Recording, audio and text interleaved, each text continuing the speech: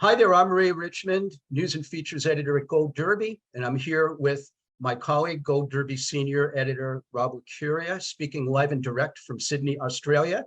I am in Los Angeles, and we're speaking to Top Gun Maverick costume designer Marlene Stewart here today. Welcome, Marlene. Thank you so much. It's great to meet you. It's wonderful to meet you. Let's jump right in. Tell us about the process of your getting hired to design the costumes on this iconic film. Right. Well, there's a couple of deep, long connections that I have with filmmakers on the movie.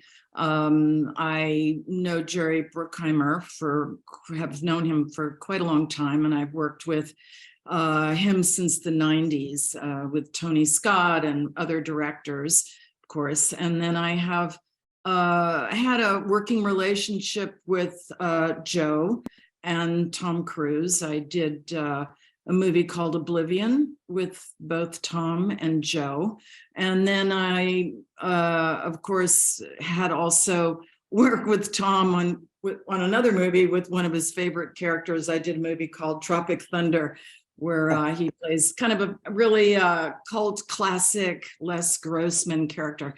So, we all knew each other. And when, the opportunity came, I think because I have a long relationship with Jerry Bruckheimer and I've done 5 or 6 movies with him, it just kind of all came together. So, because of past relationships and creative projects. Nice. I'm thinking the costumes for this film, Marlene, there's a bit of a delicate balance. You've got to be thinking about the nostalgia of the 1980s. You also got to bring it into the contemporary time. So what were your wardrobe marching orders, pun intended, when you began? Well, I think, one of the things that people say is like, okay, well, what are the costumes? I mean, really? Because it's not a period movie or it's not a sci-fi movie or dystopian futuristic kind of movie. But strangely, this kind of movie has its own, as with everybody, unique challenges design-wise. The first element, of course, was the hero jacket from the original Top Gun. And that in itself is a very long story. Because when I knew the jacket, obviously I'd seen the movie. I was working and living in London at the time, seeing Top Gun originally. And having worked with Tom, I kind of, I knew that he personally had the jacket. It was kind of gifted to him. And I knew that we were going to have to reproduce that jacket, which is, we in the movie business, costume designers, are used to reproducing things, whether it's a period costume or something else. But this had its own unique set of challenges because Tom had it had its own bodyguard if it left him. And I kid you not, because it's very valuable and meaningful for, to him. So the first thing I kind of realized was, to be able to reproduce it. And it just to be able to have it in hand and to see it, up close. I mean, I know the basics myself because of, there's a lot of information on the internet, but aside from that, you have to kind of get into seeing it up close and personal and understand about the G1 jacket, the history, how it was made for the original movie. And I wanted to make sure that we change the silhouette a bit because, the 80s are the shoulder pads. If I put my hands out here, the shoulders are out here. So really wanted to do a different silhouette. And yet it had to be, most importantly, authentic. It wasn't like I don't care how good the aging department is on a movie, you can never get that kind of authenticness, which I think Tom is a stickler for. So when I finally got my hands on the actual jacket and got a chance to look at it, okay, we figured out, the game plan. But we had to order, around the world from dealers, 40 plus jackets, original jackets from the year 1947 to 1949 that were made in different factories to get parts in. So I'm going to call it a Franken jacket. because it had to be the right mouton collar without too much of this missing, the right knit cuffs that were not unraveled. Not that we couldn't make a new one, but we wanted to get the authentic, weave, color, all these things, and have it match. That's the other thing, the colors and the details of the original jacket, but just make the silhouette a little bit more contemporary and, fit. And then reproduce those patches, which were also all hand loomed, the size, the exact size and measurements. And then once you scale it down with the shoulder pads, then you have to scale down the patches. So it became really a technical feat of it took 6 months to kind of really get the hero jacket done and then figure out where the shoulder pads, how to make them still look interesting. So these are the kinds of secrets that, behind the scenes, that was probably the most difficult. And then the other thing is that, as you know, GI stands for general issue. And these days, general issue flight suits, uniforms, whatever, they're not great. I mean, they're fine for, the average person, but obviously for our hero, Tom Cruise, everything was custom made. All his uniforms, his flight suits were cashmere lined. We wanted to get the scale right, better quality fabrics, beautiful wools for his uniforms. Everything was custom made, his shoes. Of course, the space suit for the Dark Star was all custom made and had to be fully functioning like a real spacesuit. So the technical qualities about like a functioning spacesuit, kind of dealing with reproducing an iconic image that everybody knew, those were sort of the challenges, and getting it to look like all the designs so that they fit Tom perfectly, his body, his, all the things that he needed, and kind of give it a bump, So Well, it sounds like it needed to be 1986 and 2022 at the same time. I mean, essentially classic and contemporary.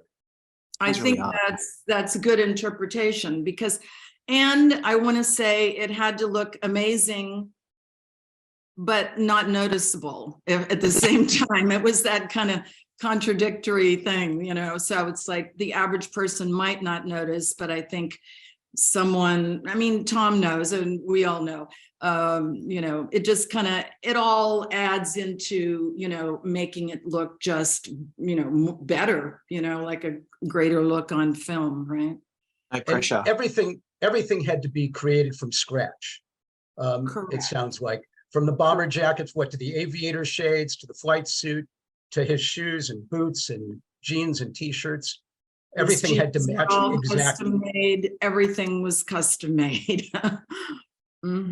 Yeah, because even if you get into, I work with a company, or a wonderful group of people at Vince, which is a company that I work with on various films, and when he's riding his bike, the rise of the jeans has to be longer because he's bending over, and so we had 10 different shapes of the jeans. And this happens a lot in various action movies. So, it's something that we do, and that I do a lot of big action movies. So, we just made sure that everything was customized for the scenes, and for Tom, especially for him, for the fit and for the action.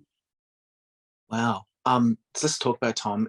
His movies are amazing for a good reason. He brings in the best of the best. He elevates their work. He makes, I just feel like he's a really good leader. He didn't direct the film, but can you explain to me, is he really the stickler that we all hear, the control freak that we all hear about? And what's that like to work with him? Well, from somebody asked, I'm always asked this question, who are your favorite people to work with? Well, my favorite people to work with are people that respect my job and give me the time I need to, in a very busy, tight schedule, that are 100% present and engaging.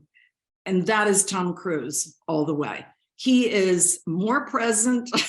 I can only use that term because, that my own background, it's a word in the vernacular of my own background because I meditate a lot. But I will say this, he gives you his focus and he notices everything.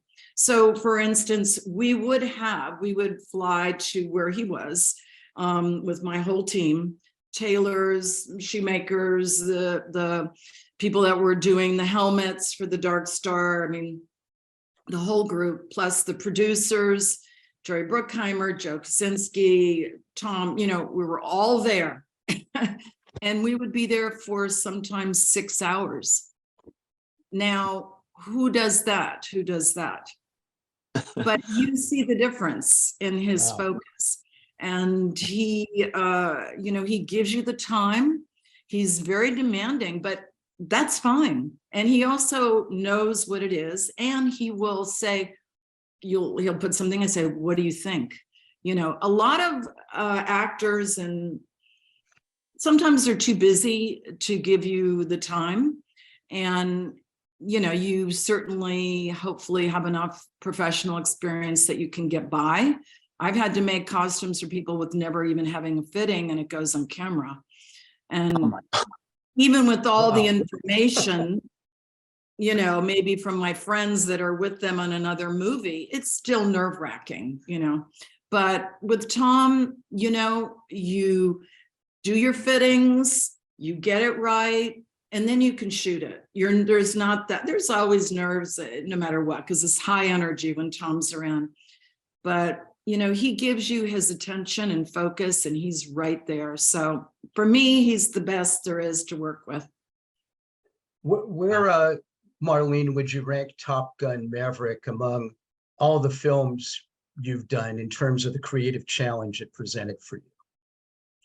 Well, I think in the film business, and maybe even, it's hard to separate the exterior world of film business from being in it, because even if one is on social media or whatever, one maybe is influenced by hearing this or that, or, reflecting on what does the audience really like. So I want to separate, those two realities in some way, because I think that sometimes doing a period movie is much simpler, is the easiest task. And I say that in quotes.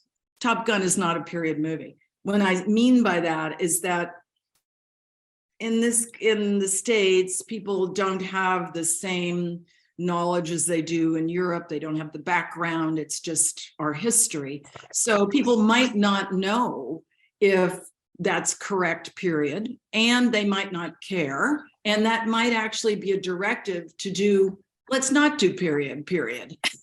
And many films are that way these days. But I'm going to say that every genre has its own, really unique challenges. I mean, I can't, somebody goes, what's your favorite movie you've ever done? I mean, these are hard questions. I don't think there's only one kind of movie. I try to do an eclectic mixture. I've done JFK. I mean, that was amazing to do that with Oliver Stone. I've worked with Jim Cameron in Terminator 2, or, Alejandro Inarritu and 21 Grams, or Michael Mann on Ali. But then again, something like Tropic Thunder was kind of wild and crazy. So I think each genre has its own challenges, and I can't say one is more difficult, because most important is, what does the director want, and how does the lead actor relate to what the director wants? That's where your challenges are. It's not so much that costume designers can't come up with amazing ideas or anything like it. It's really more, how do you get everybody on the same page and to be happy with what it is that's going to work? I mean, that often is your biggest job. Yeah, absolutely. I often hear from costume designers that designing for contemporary films can be so much more challenging, because you really have to propel the narrative in very nuanced ways. It brings me to this question, Marlene, before we go. We're almost out of time, but what would surprise people about designing costumes on a big budget studio film as opposed to, you know, a small indie film? Are there major differences, or is it really, it is what it is and whatever the director wants? Well, I kind of have for most of my career worked on kind of medium to bigger size movies. But I think oftentimes if you're in a smaller movie, it's more of a family environment, and there's not so many levels to go through for approval. You know, there's a lot of people involved in making decisions. For me, the best thing is to have a director that can say yes, and an actor that can say yes and cut to the chase. That's the best. That's the best circumstances. And other people, they may have an opinion, but you know that director and that actor, that's going to be a go. And for this movie, Top Gun, that's pretty much what it was. So it made that process easier because it was a very big movie. But you know, that's what kind of happened on this movie. Marlene, you've been at this gig for more than 40 years, which is incredible to be doing any one Yes, thing I have. in an industry that tosses people out often after months rather than years. Does it get any easier? I mean, I know it's got to be incredible pressure to work on these big budget movies with these high-powered directors. Does it get any easier to thrive under that kind of pressure? Well, you know, we've all dealt with, you know, sort of the rise of streaming, and I think it's only gotten more challenging to work on a film, big or small, given the fact that there is so much content being made, and because actors are at a premium and sometimes they're on 4 and 5 projects at once. I mean, last project I was on, I got an actor like at 11:30 at night and had 5 minutes to fit them, and then they went on camera and I was supposed to have multiples with options. So because they're on so many different movies, so I think it's more the transformation of the film business. In the old days, films were films, TV was TV, and now we have series that are streaming, and it's all this hybrid reality. But because of the you know, explosion of the content, you know what I mean? I think that is really the pressure, creating the pressure because of availability, scheduling actors. That aspect actually is sort of impacting the whole process of design and movie making, I think, quite a bit. Wow. Ray, I think we're out of time, but I could literally just listen to Marlene talk to us through her vast history. Oh, absolutely. Yeah, and you know, before we wrap, actually, I wanted to congratulate you, Marlene, for doing costumes on the 5th highest grossing movie ever in North America. Nearly $750 million on this continent alone, and almost $1.5 billion worldwide. And I'm sure your wardrobe magic had to play a big part. Well, you know, I hope that, you know, as part of a team, and I was very grateful to be on it. And, you know, I think, you know, it was a privilege and an honor, and I was, you know, very, very happy to be able to have such a great experience. And thank you for your time. Again, I really appreciate it. And let's see what happens. My hope is that it'll be up for one of the, you know, the best movies of the year. Let's see what happens. Absolutely. You know, with that, we'll wrap. Thanks so much, Marlene. Thanks, Rob. Thank you for your wisdom and your time here today, Marlene, and we'll wish you best of luck, both during awards season and in your career going forward, and take care. Thank you so much. Thanks for your time.